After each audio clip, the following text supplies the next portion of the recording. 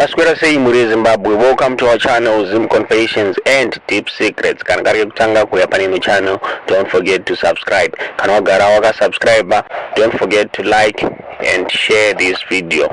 Nasi muri Zimbabwe ndakuigira nyaya inorwadza, nyaya inonzwisa tsitsi yevanhu 16 vashaika ku South Africa ku Angelo settlement muri Zimbabwe iri ku Gauteng. Muri Zimbabwe vanhu vari kunzi vafa mushure mekunge vafema nitrate oxide gas muri Zimbabwe, vakawanika vachifa. Nitrate oxide gas iri kunzi gas linked to illegal mining muri Zimbabwe. Saka pari kunzi pane muimba mayanga iri gas iri, saka ratanga kulika.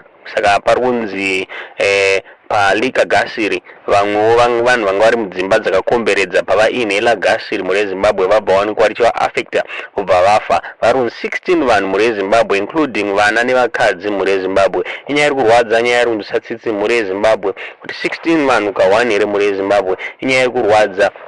Akasike kutanga muri Zimbabwe nzvimbo ichi affectwa nemadisasters egas ndiyo zvakare nzvimbo ine mota yakatakura gas gore rapfuura muri Zimbabwe rakaputika richida kupinda pabridge rikauraya vanhu 34. Disaster yakauraya vanhu 34 muri Zimbabwe. Nzvimbo yawirwa zvakare nedambudziko rauraya vanhu 16 renitrate oxide gas muri Zimbabwe. Inyaya iri kurwadza, nyaya iri kunzwisa tsitsi muri Zimbabwe. Tichingoti kana mune hama dzenyu dziri kuSouth Africa dzibatei munzwe kuti dziri safe here padziri.